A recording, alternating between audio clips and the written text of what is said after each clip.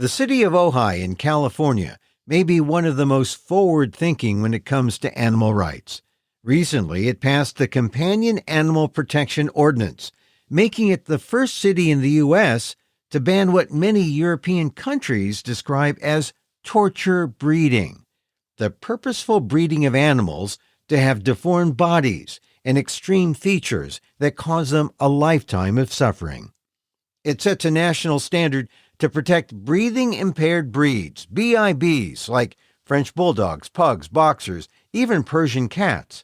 BIBs are an example of what happens when torture breeding becomes a style to please humans, but does nothing for the animals.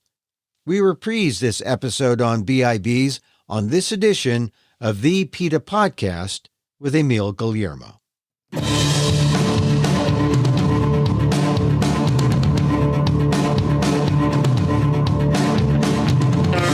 Welcome to the PETA Podcast. I'm Emil Guillermo, your host for this inside look at animal rights, brought to you by PETA, the largest animal rights organization in the world. On today's episode, BIBs, not the thing babies wear at dinner, BIBs. BIB is an acronym, as in breathing impaired breeds.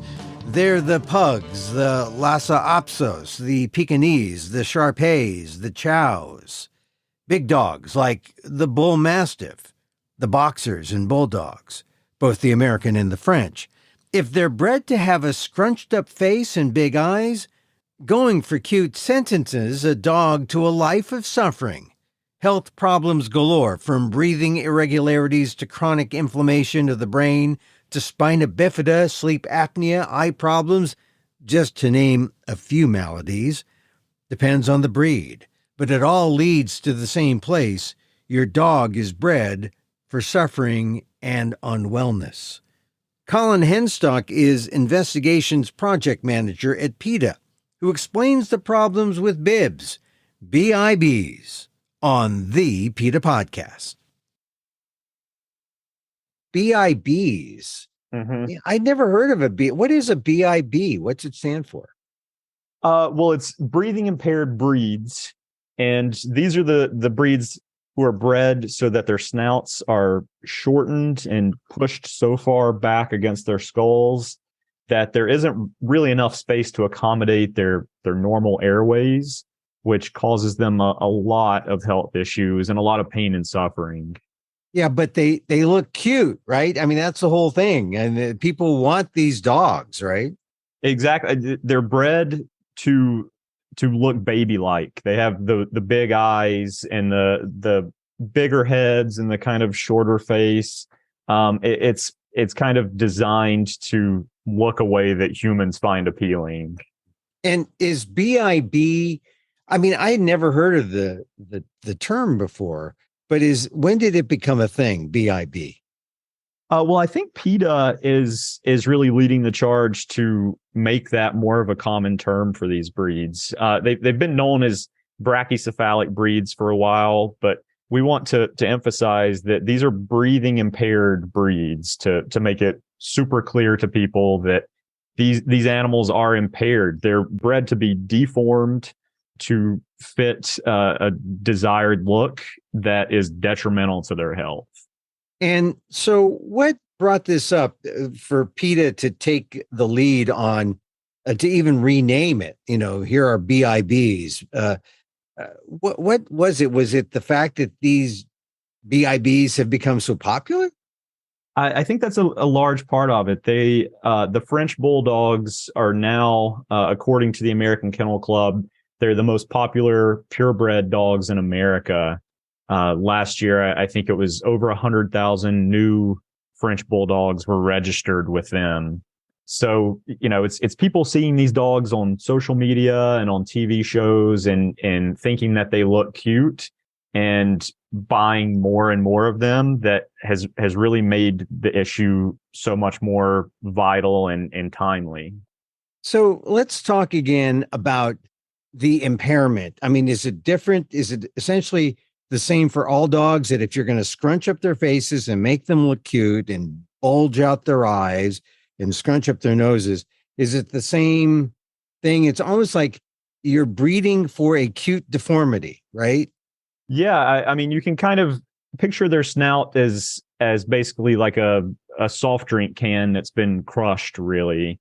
And there's not a smooth airway that goes back to their lungs. It's a kind of just a squiggled, crumpled, cramped airway in what's left of their snouts. And these are dogs like French bulldogs, Boston Terriers, pugs, Pekingese, boxers. Basically, any dog who is bred to have a very short face is going to suffer in this way. And so these are dogs who, I guess, breeders figure, well, we'll cross this with another dog, or how do they? It's essentially a GMO dog, right? Genetically modified dog. It is. If you look back a couple hundred years ago at what some of these breeds looked like at the time, you see that they had much more of a snout. And generation after generation of selective breeding just for these physical attributes has really gotten to a point that is so extreme that they basically have no snout left, and it really leads to so many issues for them. So do you start off with a deformed dog and then pair them up with a normal dog to, like, you breed for the deformity? Is that almost sounds kind of diabolical? Well, yeah, I mean, it's breeding an animal simply because you like the way the animal looks without regards to what that is going to do to the animal's health. And it's something that breeders have been doing for generations of these dogs, just taking them more and more extreme. And you see it in some other breeds that like German Shepherds with their rear legs being bred so that their hips are so kind of slinked down, and they want to get that gait where their back legs are very low and they kind of slink along. It's a common thing that breeders have been doing for decades to really exacerbate these traits to such an extreme that the animal suffers from the moment they're born until the day they die. Yeah, it's almost strange because it is like saying, oh, we think the broken dog, the dog that can't breathe, the dog that has impaired physicalities, we think that dog is a good dog. It's almost really kind of diabolical in a way. Yeah, and people will even listen to dogs like pugs or French bulldogs. They'll hear those kind of raspy, panting sounds that they make all the time, and they think that that's normal or even cute. But what that actually is a sign that that dog can't breathe properly. And in hot weather, which we're in the hottest year on record in recorded human history, those dogs are going to suffer and can easily die in especially hot weather compared to other breeds who are able to cool themselves by panting normally. I see a lot of these dogs when I walk, my dog and we stop and, we try to be nice, but really I should be saying things like, is your dog really okay? Can your dog breathe? Huh? I mean, when I see a French bulldog, it's not like, oh, you got a French bulldog. I should say, is Louis breathing okay? I should be concerned about his health, right?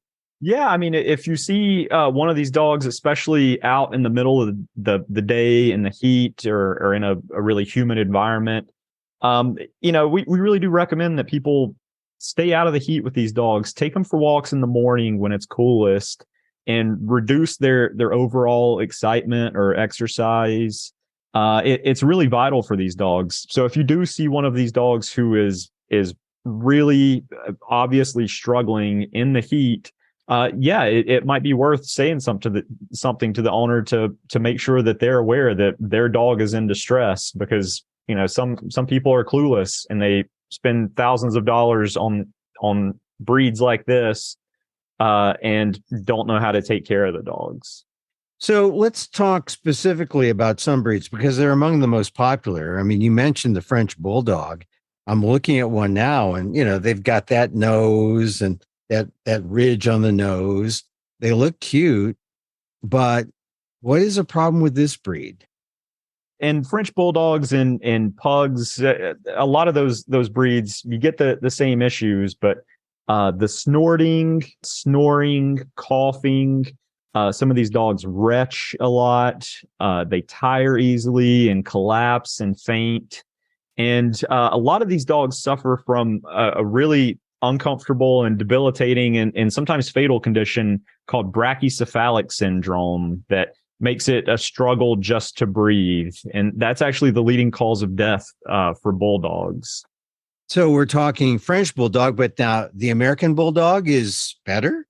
No, they're in the same boat, really. And actually, a study within the past couple of years by the UK's Royal Veterinary College found that the average life expectancy of a French bulldog was only around 4.5 years, which was the lowest of all the breeds that they studied. But the next lowest lifespans were all other bulldog breeds and pugs. And those are also the breathing impaired breeds. And so you got the French bulldog, the American bulldog. I have known a couple of Boston Terrier owners, and they have that kind of cute look too. They're GMO type dogs. Yeah, they've been bred to have that severely short snout. They will struggle to breathe normally, especially in hot weather. And for a lot of these breeds, going for a walk or chasing a ball and running and playing, so many things that make a dog's life joyful and fulfilling is much more difficult for them and can even be life threatening for them because they can overheat so easily. Now, you also have a lot of dogs here who are known as kind of angry and aggressive dogs. And I'm talking about dogs like the bull mastiff. I know that some people might argue and say, oh, they're babies, they're real delicate. But I've heard some real vicious stories about, some of these dogs and biters. It doesn't have to be like a quote unquote vicious dog. It could be a Cocker Spaniel. I mean, these are all on the list of dogs that have these deformities, is what they are, right? Yeah. And these are extremely popular breeds. And one thing that's really important is these purebred dogs like, Cocker Spaniels and French Bulldogs, they will intrinsically have genetic issues that can cause suffering for them. Like Bulldogs will have respiratory problems, pugs will have that and eye problems, German Shepherds will have hip dysplasia, purebred Beagles are more prone to epilepsy. But the issue is that mixed breed dogs who are available for adoption at your local shelter, a lot of the times those genes that cause these issues in purebred dogs will be recessive genes that are essentially canceled out when more dogs are bred together from different breeds. So you'll see mixed breed dogs don't have these issues that purebred dogs have, and they're super common in a lot of purebred dogs. So that's how you get the deformity, right? By keeping them inbred. That's how you get the snout or the scrunched up face. Exactly. It's been breeders breeding for a short snout. Then once you get a snout that's a little shorter, you breed those dogs together. Then you breed, the results together. So it's a lot of selective breeding to have really drastic results over a few generations. Now we talked about these other breeds. Like I talked about breeds that are known to be aggressive, like the bull mastiff or the griffons. Or are the deformities that they've had to endure, does it add to the aggressive nature of the dog? That's a good question, and I'm not 100% sure on the temperament issue. I mean, we see a lot in the field. PETA's field workers deal with a lot of pit bulls who are chained 24 hours a day, 7 days a week, every day of the year, and that certainly leads to more issues with becoming more aggressive, more territorial. They have this small little patch of dirt that they live their whole lives in. And that can certainly lead to a lot of behavioral issues where they're more prone to bite or have other behavior problems, be territorial, because they've been so mistreated over the span of their life. All right. So I mentioned the dogs who have aggressive reputations, but there are also these cute little dogs like pugs and Lhasa Apsos and Chins and Pekingese. These are lap dogs. These are all the same they have the same kind of deformities in terms of the short snout. Pekingese certainly do, and pugs certainly do. And pugs also have really bulbous eyes, and that can lead to eye issues with them as well. But yeah, even large dogs like boxers, even Neapolitan Mastiffs, that's an enormous breed with a lot of really heavy skin folds on their face. They're brachycephalic dogs as well too. So they struggle to breathe as well. So you really see these shortened snouts in dogs from lap dogs, as they would be called, all the way up to some of the biggest breeds that there are. So what is PETA doing in the lead to try to change the perception that these dogs aren't these cute animals, but they really are these deformed animals who are at risk in terms of health? What is PETA doing in terms of reaching out to the public and to breeders? The overall solution is simple. It's to get the word out for people to stop buying these breathing impaired breeds, and really any other dogs, because all purebreds, flat-faced or not, will suffer from these congenital conditions. And we are seeking to get the word out that anyone who has the time and money and patience to properly care for an animal for life should adopt one from a shelter. And we're asking those who already do have a breathing impaired dog to commit to making that animal's life as fulfilling and healthy and comfortable as possible, but to pledge to never buy another one. Because really, do you find these at shelters, or usually the only way you can get a dog like this is, unless it's a real aggressive dog or a big dog, the only way is really to go to a breeder, right? Well, not necessarily. There are actually a lot of purebred dogs in a shelter and all across the country. There's also breed-specific rescue groups. So if you've researched these animals and have a fondness for a particular breed, and are really set on adopting that specific breed, always research breed-specific rescue groups, or contact your local shelter, because there may be a dog in need of a home who is perfectly worthy of, having a great life with your family, just waiting to be adopted in your local shelter. Yeah, but the real key is to go to the local shelter where there are lots of dogs and to not get that specific deformed breed. Yeah, I mean, for the dogs that are out there, certainly, if you're able to provide a good life for those dogs that are bred to have this deformity, certainly feel free to adopt one of those dogs from your local shelter or a breed-specific rescue group. But really, every dog waiting for a home in a shelter needs your help, and they need a good home that can provide for them. But what is PETA doing to go to the source, to the breeders, and to get them to stop? Is there efforts to go out to the dog shows, for example, and to shame the breeders, or to get them to change their ways? Yeah, that's a good question. We do have PETA investigators who are out there all the time, and that's certainly one of the issues that they look into.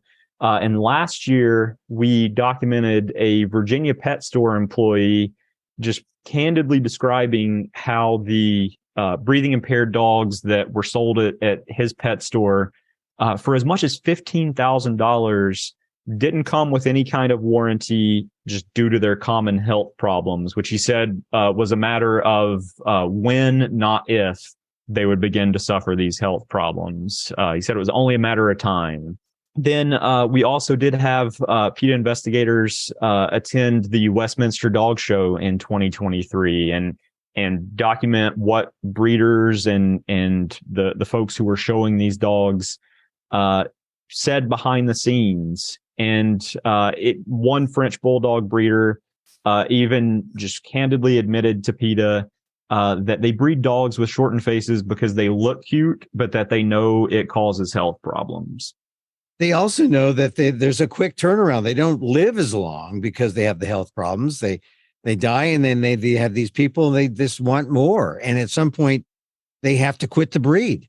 If you're a consumer, if you're want to adopt an animal companion, it's time to go to another breed or go to a mixed breed.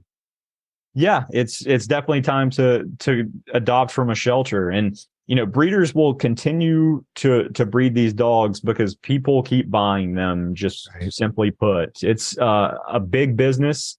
And as long as there's money to be made by selling and showing and breeding these dogs, they're always going to prioritize making a profit, regardless of how many of these dogs suffer and die in the process. So this is really a demand issue. If people did not have a demand for the cute, scrunchy-faced, deformed dog, they would not make them. I mean, they would not breed them. They would, if people demanded, well, we just think we need more shelter dogs. And, you put the breeders out of business because there's more than enough shelter dogs out there. Yeah, absolutely. It's a public awareness issue that the conditions in a lot of these breeders, puppy mills that churn out these really popular breeds to be sold at pet stores are horrific. And that, if you buy a dog, you may give that dog a good life, but that dog's mother in the mill where your dog came from is not going to have that life. They're going to be in a hutch or a small pen, and they're going to be treated as a breeding machine that is a money maker for a breeder somewhere.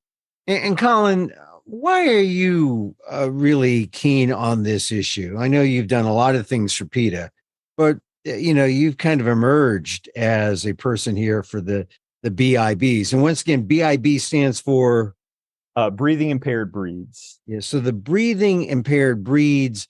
And when you see that acronym BIB, you got to think of Colin. Why are you into it? You look like you have a normal face. It's not scrunched up or anything. Yeah, it's normal enough. I appreciate that. No, I think it's an increasingly important topic for people to be aware of. And the fact that French bulldogs have increased in popularity to the point that they're the most popular purebred dog in America really drives home the point how much more public awareness needs to happen, and how much more the word needs to get out that these dogs are great animals, that they're adorable, but they are bred to suffer for their entire lives because of an aesthetic that humans like. And that's a really cruel thing to do to an animal. Boy, you said it, they're bred to suffer. And once that gets in your head, that why would you want to encourage a breed that is bred not necessarily for the enjoyment in terms of animal companionship, but is bred to suffer? Yeah. And a quote that really sticks out to me a lot, a court case in Norway earlier this year ruled that the breeding of these breathing impaired dogs is cruel and results in human created health problems. And a veterinarian said about the ruling that these standards for the way that these dogs look have become so insane that these dogs are struggling, they're in pain, they're uncomfortable, and in a lot of cases, they need surgical correction to be normal. So it's not just PETA saying this; it's something that veterinarians know quite a bit about because they're the ones that owners of these dogs are bringing them to, and they're seeing how these dogs really suffer. Well, you're citing Norway. It sounds like maybe Europe is maybe further ahead of this than people are in the U.S.? They are, yeah. Another study by the Royal Veterinary College in the UK found that the pug has now diverged to such an extent from mainstream dog breeds that it can, quote, no longer be considered a typical dog from a health perspective. And the author of the study said it's time that we focus on the health of the dog rather than the whims of the owner. So there's definitely an acknowledgement in other countries that these dogs are a major issue.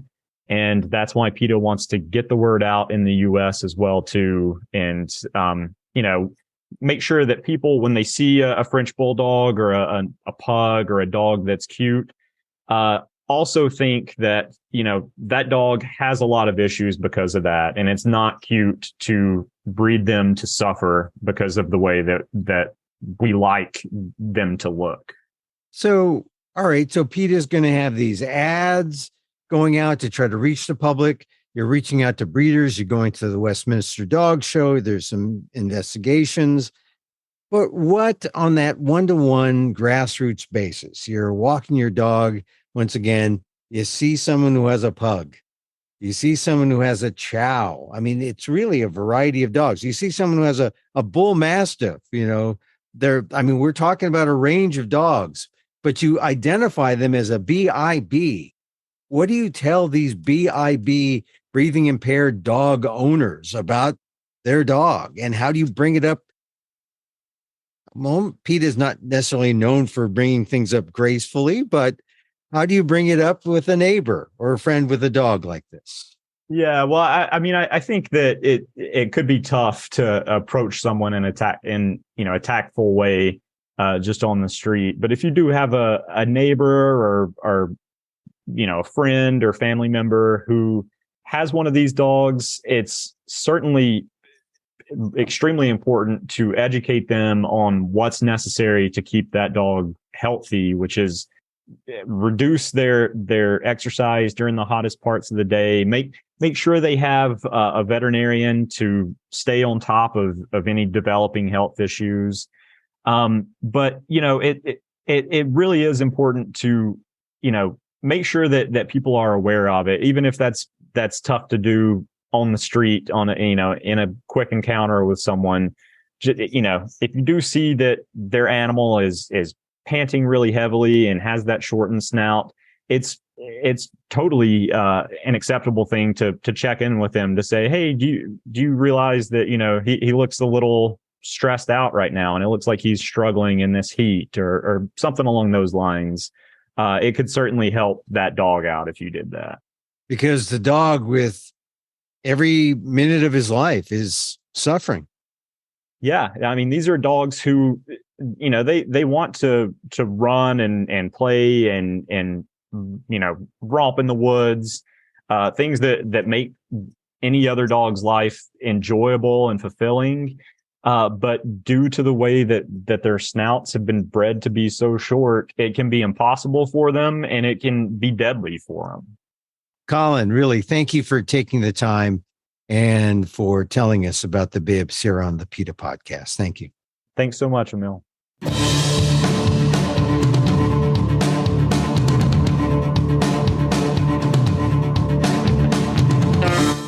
PETA's Colin Henstock on breathing impaired breeds, BIBs. And congratulations again to the city of Ojai, California, the first city in the nation to emulate Europe by banning tortured breeding. For more, go to PETA.org. And that's our show for today. Thank you for listening. Don't forget to send a link of the show to your friends. Tell them you like the PETA Podcast. You can contact us at PETA.org. You can find me on X at emilamok, that's EMILAMOK. Or see my vlog at amok.com. Or see my work at patreon.com/emilamok, EMILAMOK. Or at Substack. Oh, so many options. Substack.com @emilamok. And get this podcast on YouTube at emilamok1.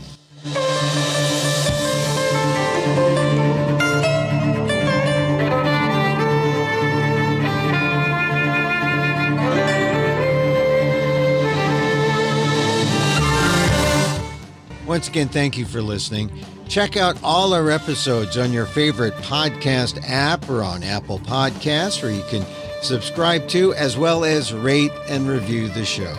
It helps get the word out about the issues you care about, like BIBs. Hey, our music is provided by CarbonWorks. Check them out on YouTube. And join us again next time for more insight into animal rights and the fight for a cruelty-free world on the PETA Podcast. I'm Emil Guillermo.